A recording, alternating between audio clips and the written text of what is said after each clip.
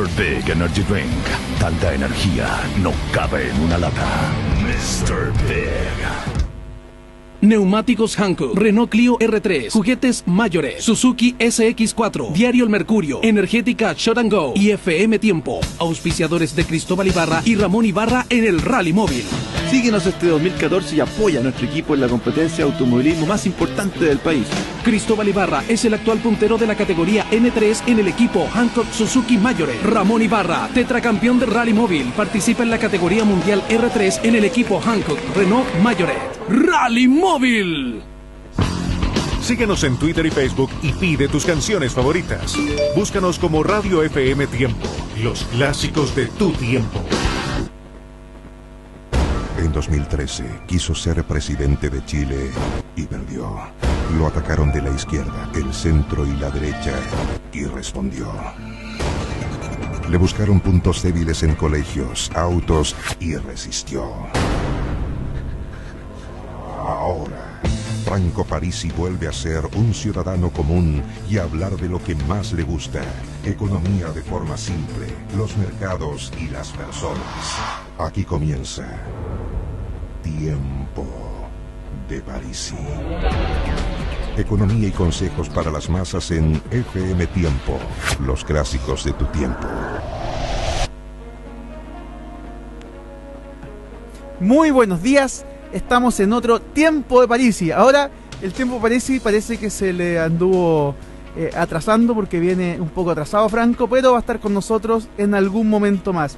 Hoy, como todos los viernes, con nuestro panelista sobre emprendimiento, Giancarlo. ¿Cómo está, Giancarlo? ¿Cómo está, Divino?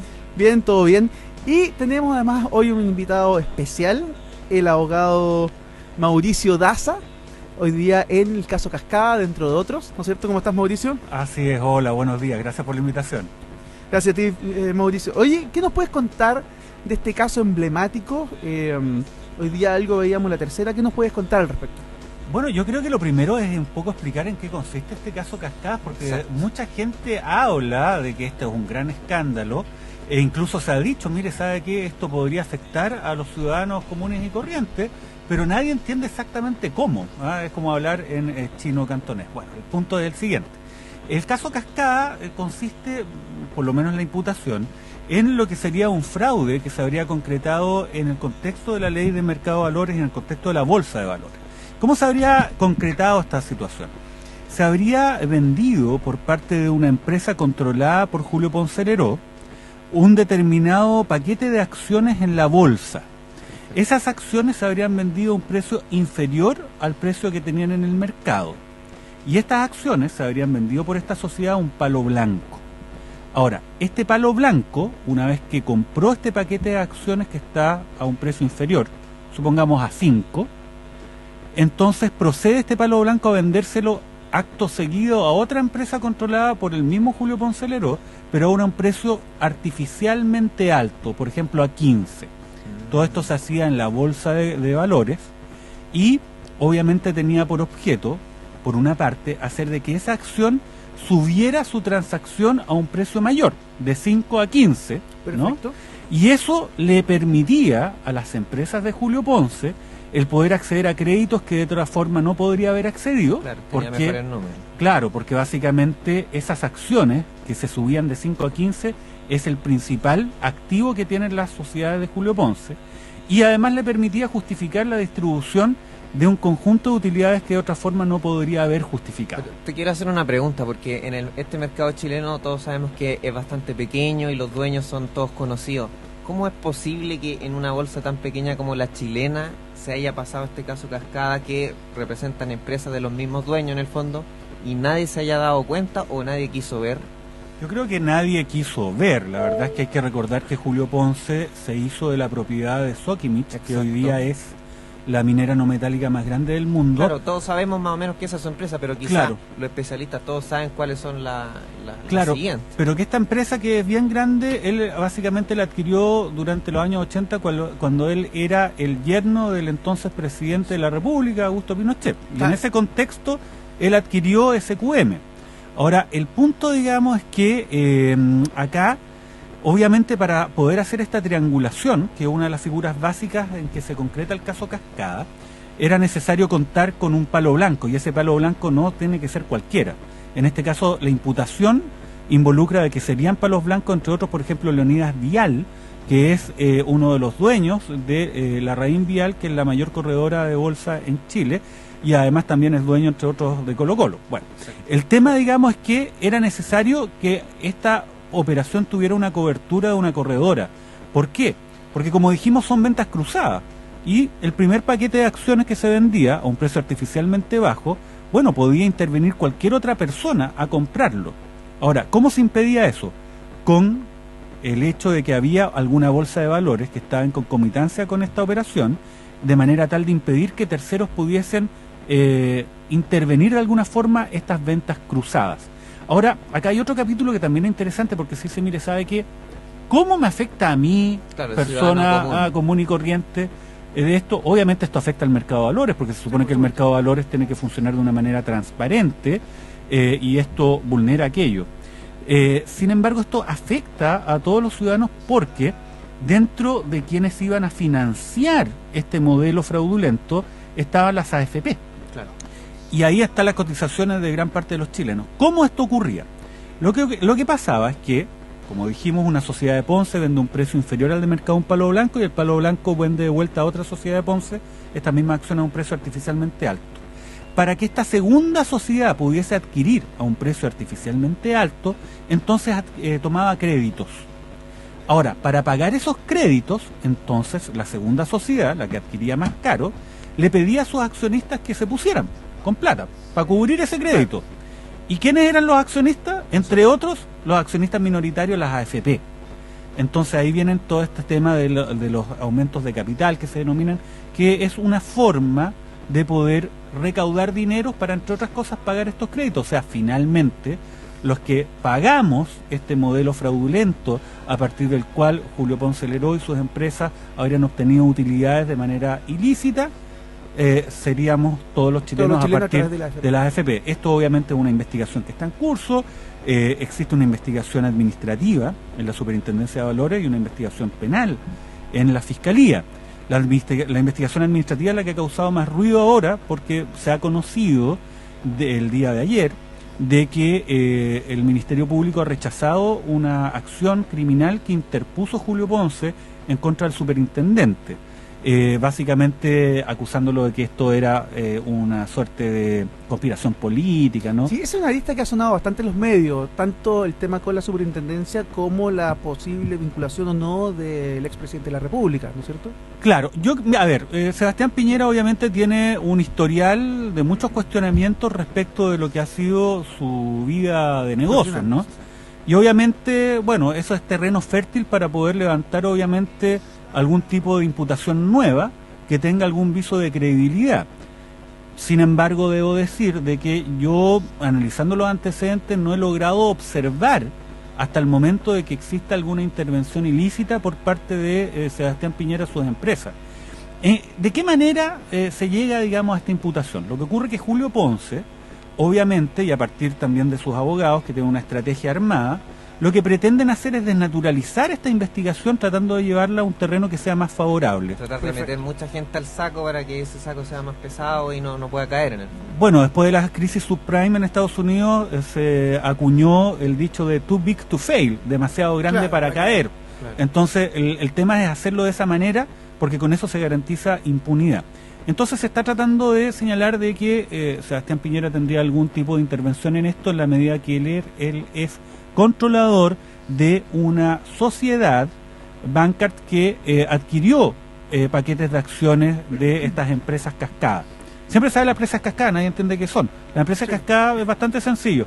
Es un grupo de empresas que tienen en común que todas son controladas finalmente por Julio Ponce, y se denominan cascada porque cada una de ellas es dueña de la otra. La cascada, por el efecto de cascada. Claro, la cascada número 1, por ejemplo, es controladora de la cascada número 2. Perfecto. La cascada número 2 de la 3, de la 3 de la 4 y la 4 de la 5. Son 5 cascadas en rigor.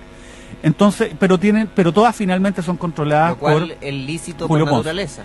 Ahí no hay lícito en tener un efecto cascada. Es lícito, sin embargo hay que señalar de que, bueno, ahí hay dos criterios que se ven a nivel internacional.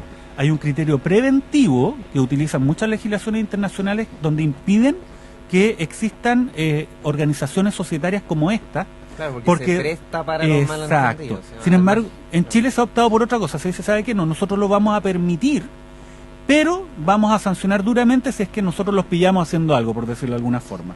O sea, no vamos a ocupar este criterio preventivo, sino vamos a ser más reactivos, vamos a reaccionar si los pillamos en algo. ¿Pero qué tan dura la legislación chilena? Porque mucho se habló del caso La Polar y vemos que, o por lo menos en la opinión colectiva, quedó como que no fue un duro golpe que se le dio al mercado para que entendieran que no se debe hacer ese tipo de prácticas. Es que el caso La Polar es un caso que todavía está pendiente de su resolución, pero es un caso que en muchos sentidos es más pequeño que el caso Cascada. En magnitud. Tanto en términos de magnitud, obviamente para las miles de personas que eran detentadores de créditos que fueron repactados, entre comillas, o cambiados unilateralmente, claro que esto les afecta directamente y es grave. Pero si uno ve la figura más global, finalmente, ¿qué es el caso La Polar? Es un grupo de administradores y gerentes que para ganarse un bonito, digamos, de la empresa, empezaron a mostrar una situación de sus créditos, sus clientes más favorable a la real. Entonces es una cuestión de gerentes, pero acá estamos hablando de los dueños, y no de cualquier dueño. Acá en la imputación están involucrados personas de real importancia, o sea, SQM, Julio Ponce, Leonidas Vial, corredoras, las más importantes de Chile, la Raín Vial, Banchile, etcétera. Entonces realmente es un caso muy grande, y desde esa perspectiva obviamente pueden existir muchas presiones para el objeto que quede esto en nada. Y dentro de ese ámbito entonces está la estrategia de meter a Sebastián Piñera. Hasta el momento no hay antecedentes de que él tenga alguna participación activa en este esquema fraudulento. Él tendría una participación equivalente a los restos de los accionistas minoritarios como eran las FP. Él también era minoritario. Una víctima de esta figura ficticia. Sí, aunque a mucha gente no le cuadre la palabra víctima con Sebastián Piñera, uno podría decir que en este caso, podría haberse dado si es que tiene alguna participación, pero no se observa nada. Más bien yo diría que es un volador de luces.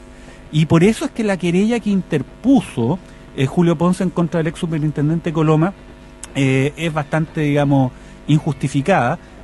Ahora esta causa va a terminar con un sobreseimiento definitivo solicitado por la Fiscalía.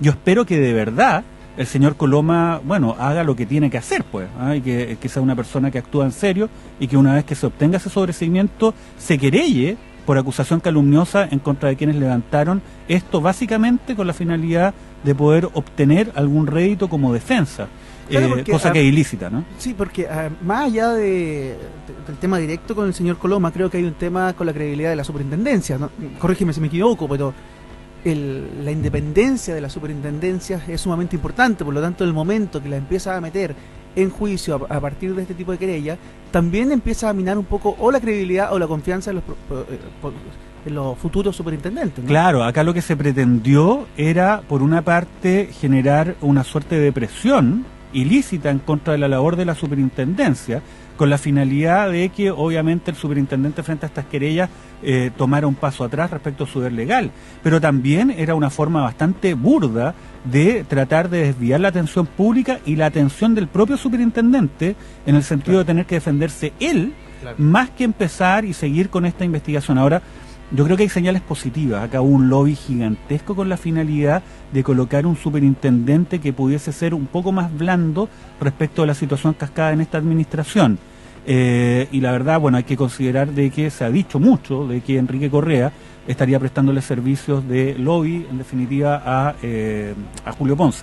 Y en ese contexto, obviamente, había muchos signos de interrogación, entre otros para mí como querellante, a quien iban a nombrar como superintendente. Yo creo que la presidenta Bachelet ha dado una señal de independencia y consistencia, y ha nombrado un superintendente de calidad, muy independiente, y que ha dado muestras de que no se va a dejar someter a este tipo de presiones. Mauricio, vamos a una pausa comercial y volvemos. Hola, soy Mauricio Lizana, director general de Factor Inmobiliario. Súmate al boom inmobiliario junto a nosotros ingresando a www.factorinmobiliario.cl, completa tu dato en el formulario de contacto y uno de nuestros asesores expertos en inversión inmobiliaria te atenderá. No te quedes fuera del mejor negocio del siglo XXI. Somos líderes en inversión inmobiliaria.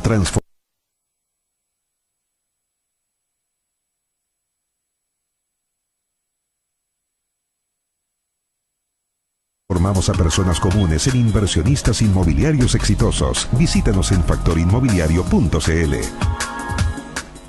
Buenos días. Viene a pagar las cotizaciones, ¿verdad? Sí, estoy hace rato ¿Trajo esperando. la planilla? Sí, traje todas las ¿Están todos los trabajadores identificados correctamente? ¿El monto a cotizar está bien? Sí, señorita. Ya ve.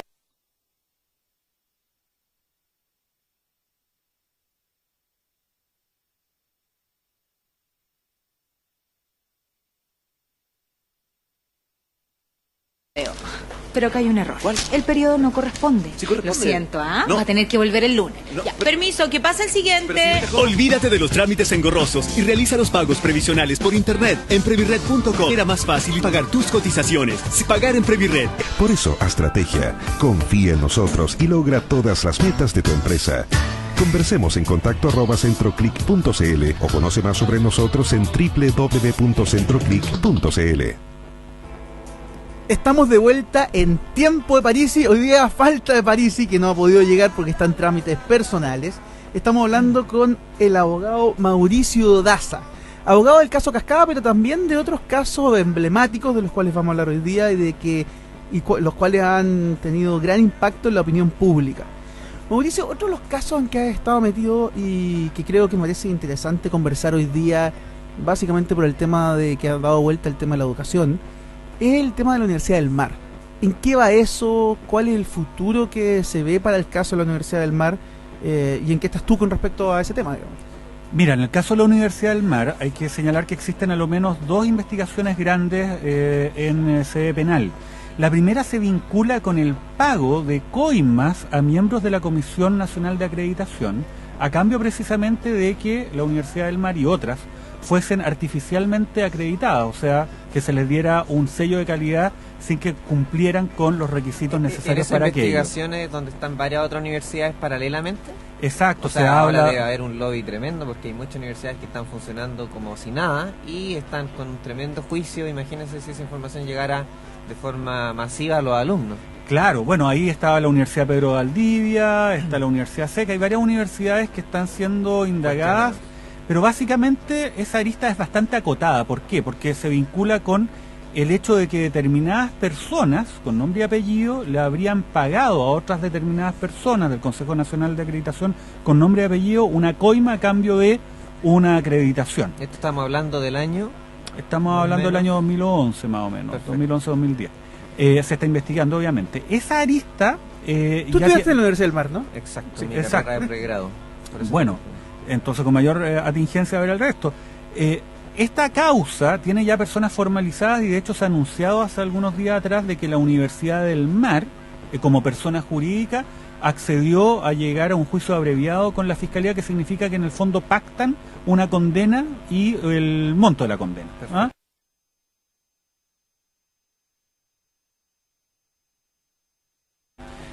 Ahora bien, esa es una primera arista, pero hay una segunda arista que a mi juicio es la fundamental, que tiene que ver con el hecho de que miles de estudiantes durante varios años fueron derechamente defraudados por un esquema fraudulento. De nuevo, otro esquema fraudulento.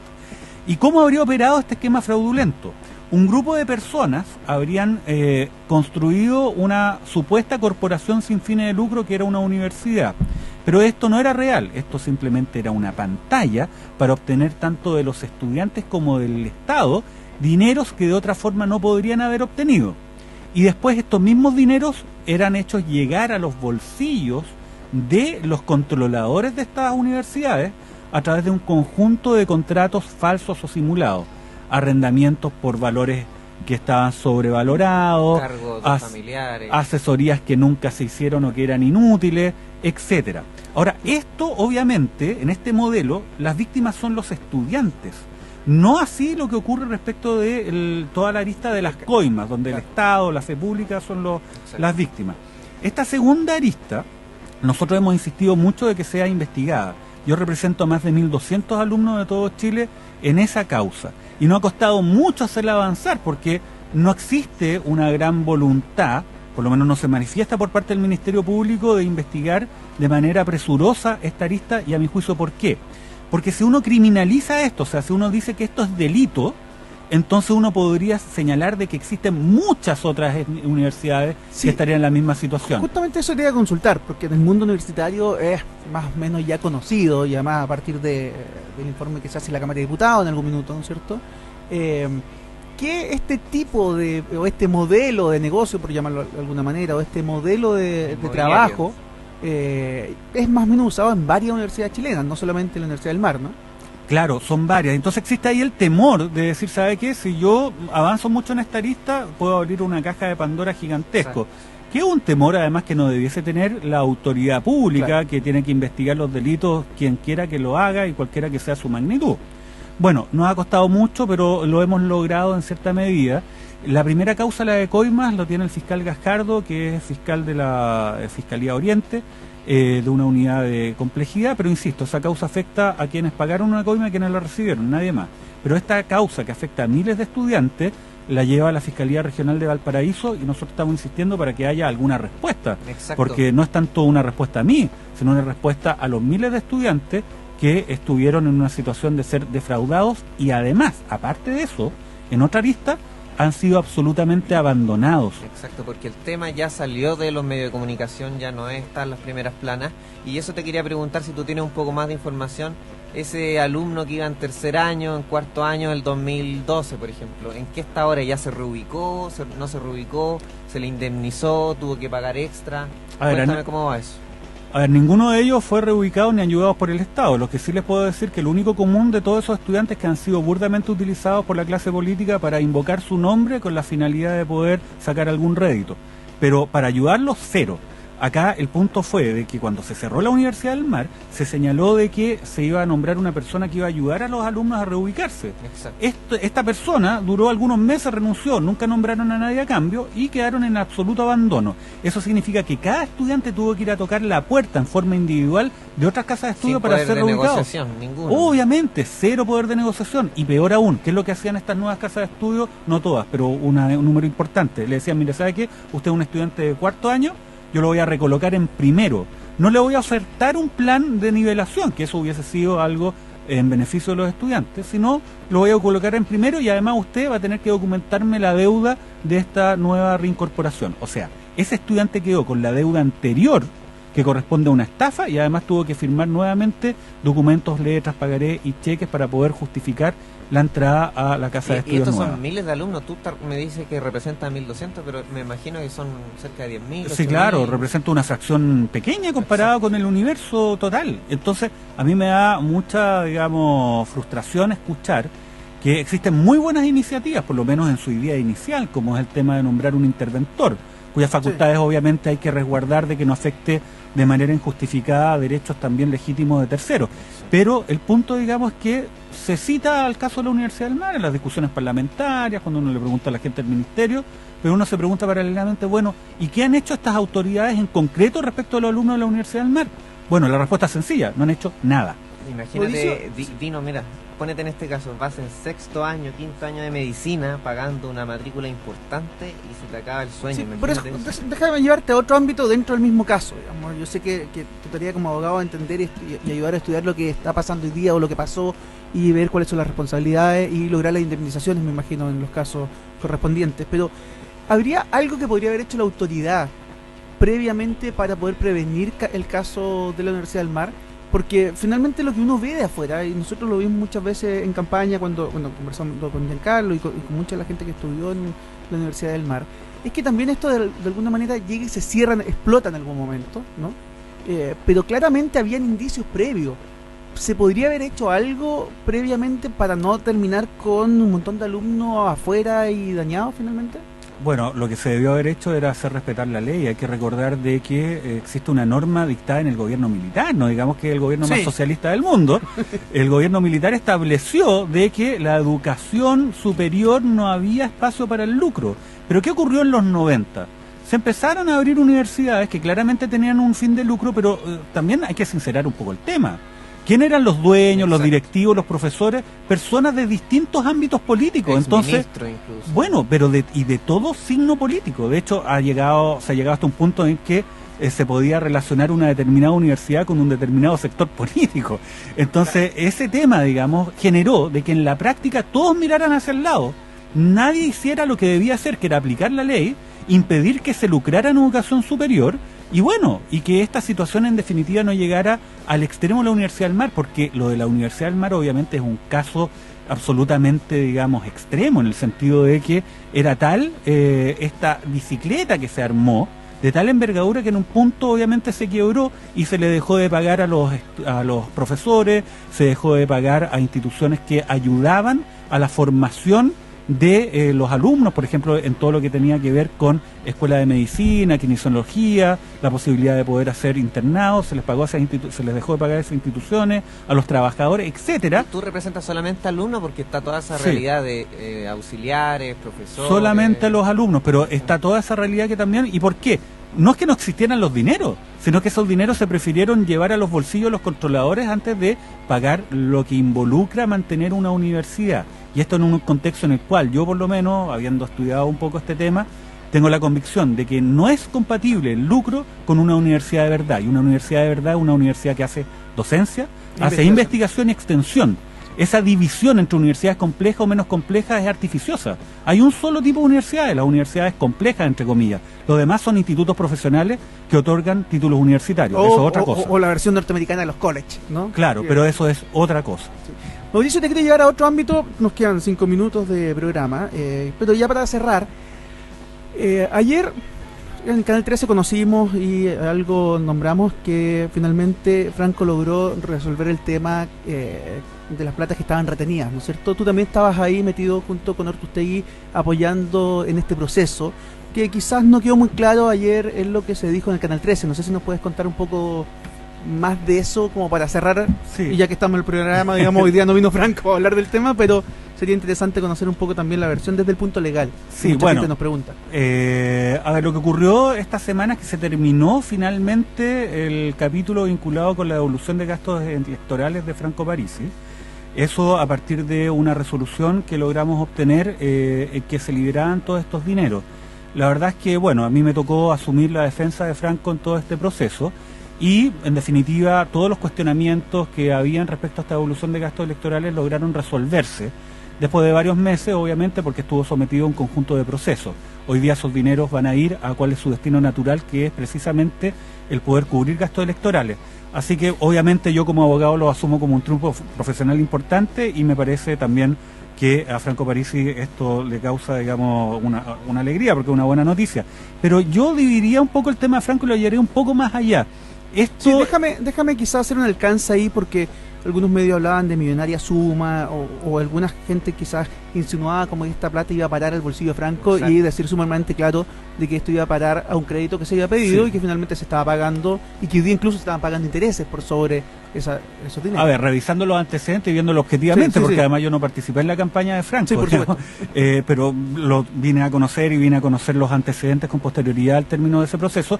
La verdad es que la campaña de Franco Parisi, a diferencia de otras campañas electorales, se financió básicamente con un crédito que él tomó en la banca, no con aporte de megas empresas ni nada de eso. Entonces, y además era un crédito del Banco Estado. Estos dineros van a ir a parar, obviamente, a pagar ese crédito del Banco Estado, y eso no cabe duda. Pero acá lo más importante, más que haber ganado Franco Parisi, yo creo que se establecieron principios que son fundamentales para viabilizar candidaturas independientes. Acá lo que ganaron no es Franco Parisi hoy, sino las candidaturas independientes del futuro, que van a tener la posibilidad de poder tener la certeza que los dineros que le corresponden por ley a reembolso de gasto electoral van a ir a eso y no a otra cosa.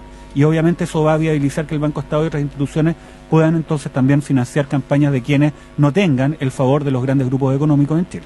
De todas maneras, que además es algo muy complejo hacer campaña de forma independiente en Chile. Nosotros lo vivimos, nos costó, nos pegó duro, pero aquí estamos siguiendo. Llegamos al final de Tiempo de Parisi. Tremendo programa, Tremendo programa. Muchas gracias, Mauricio. Hoy muchos temas arriba de la mesa, yo creo que quedó bastante claro. Y nos vemos el lunes con Franco ya de vuelta en el programa. Gracias, Mauricio. Chao, nos vemos. Gracias por la invitación. Chao. Esto fue Tiempo de Parisi. Economía para las masas en FM Tiempo. Las opiniones vertidas en este programa son de la exclusiva responsabilidad de las personas que las emiten y no representan necesariamente el pensamiento de FM Tiempo. El tiempo de cambiar es ahora. Ya comenzó la liquidación en ITES. No te la pierdas. Toda la tienda a precios regalado. Aprovecha la liquidación. Dice, oye, ¿qué nos puedes contar de este caso emblemático Hoy día algo veíamos la tercera. ¿Qué nos puedes contar al respecto? Bueno, yo creo que lo primero es un poco explicar en qué consiste este caso Cascadas, porque Exacto. mucha gente habla de que este es un gran escándalo, e incluso se ha dicho, mire, ¿sabe qué? Esto podría afectar a los ciudadanos comunes y corrientes, pero nadie entiende exactamente cómo. Es como hablar en chino cantonés. Bueno, el punto es el siguiente. El caso Cascada consiste, por lo menos en la imputación, en lo que sería un fraude que se habría concretado en el contexto de la ley de mercado de valores y en el contexto de la bolsa de valores. ¿Cómo se habría concretado esta situación? Se habría vendido por parte de una empresa controlada por Julio Ponce Leró un determinado paquete de acciones en la bolsa. Esas acciones se habrían vendido a un precio inferior al precio que tenían en el mercado. Y estas acciones se habrían vendido por esta sociedad a un palo blanco. Ahora, este palo blanco, una vez que compró este paquete de acciones que está a un precio inferior, supongamos a 5, entonces procede este palo blanco a vendérselo acto seguido a otra empresa controlada por el mismo Julio Ponce Leró, pero ahora a un precio artificialmente alto, por ejemplo a 15. Todo esto se hacía en la bolsa de valores y obviamente tenía por objeto, por una parte, hacer de que esa acción subiera su transacción a un precio mayor, de 5 a 15, ¿no? Perfecto. Y eso le permitía a las empresas de Julio Ponce el poder acceder a créditos que de otra forma no podría haber accedido, Claro, tenía mejores números. claro, porque básicamente esas acciones que se subían de 5 a 15 es el principal activo que tienen las sociedades de Julio Ponce, y además le permitía justificar la distribución de un conjunto de utilidades que de otra forma no podría haber justificado. Pero te quiero hacer una pregunta, porque en este mercado chileno todos sabemos que es bastante pequeño y los dueños son todos conocidos. ¿Cómo es posible que en una bolsa tan pequeña como la chilena se haya pasado este caso Cascada, que representan empresas de los mismos dueños en el fondo, y nadie se haya dado cuenta o nadie quiso ver? Yo creo que nadie quiso ver. La verdad es que hay que recordar que Julio Ponce se hizo de la propiedad de Sokimich, que hoy día es la minera no metálica más grande del mundo. Claro, todos sabemos más o menos que esa es su empresa, pero quizás Claro. los especialistas todos saben cuáles son las Claro, siguientes. pero que esta empresa, que es bien grande, él básicamente la adquirió durante los años 80 cuando él era el yerno del entonces presidente de la República, Augusto Pinochet. Y en ese contexto él adquirió SQM. Ahora, el punto, digamos, es que acá, obviamente, para poder hacer esta triangulación, que es una de las figuras básicas en que se concreta el caso Cascada, era necesario contar con un palo blanco, y ese palo blanco no tiene que ser cualquiera. En este caso, la imputación involucra de que serían palos blancos, entre otros, por ejemplo, Leonidas Vial, que es uno de los dueños de Larraín Vial, que es la mayor corredora de bolsa en Chile, y además también es dueño, entre otros, de Colo Colo. Bueno, el tema, digamos, es que era necesario... Ahora, Franco Parisi vuelve a ser un ciudadano común y a hablar de lo que más le gusta: economía de forma simple, los mercados y las personas. Aquí comienza Tiempo de Parisi. Economía y consejos para las masas en FM Tiempo, los clásicos de tu tiempo. Muy buenos días, estamos en otro Tiempo de Parisi. Ahora el Tiempo de Parisi parece que se le anduvo atrasando porque viene un poco atrasado Franco, pero va a estar con nosotros en algún momento más. Hoy, como todos los viernes, con nuestro panelista sobre emprendimiento, Giancarlo. ¿Cómo está, Giancarlo? ¿Cómo está, Divino? Bien, todo bien. Y tenemos además hoy un invitado especial, el abogado Mauricio Daza, hoy día en el caso Cascada, dentro de otros, ¿no es cierto? ¿Cómo estás, Mauricio? Así es, hola, buenos días, gracias por la invitación. Gracias a ti, Mauricio. Mr. Big Energy Drink. Tanta energía no cabe en una lata. Mr. Big. Neumáticos Hankook, Renault Clio R3, juguetes mayores, Suzuki SX4, Diario El Mercurio, Energética Shot and Go y FM Tiempo, auspiciadores de Cristóbal Ibarra y Ramón Ibarra en el Rally Móvil. Síguenos este 2014 y apoya a nuestro equipo en la competencia de automovilismo más importante del país. Cristóbal Ibarra es el actual puntero de la categoría N3 en el equipo Hankook Suzuki Mayores. Ramón Ibarra, tetracampeón del Rally Móvil, participa en la categoría mundial R3 en el equipo Hankook Renault Mayores. ¡Rally Móvil! Síguenos en Twitter y Facebook y pide tus canciones favoritas. Búscanos como Radio FM Tiempo, los clásicos de tu tiempo. En 2013 quiso ser presidente de Chile y perdió. Lo atacaron de la izquierda, el centro y la derecha y respondió. Le buscaron puntos débiles en colegios, autos y resistencia.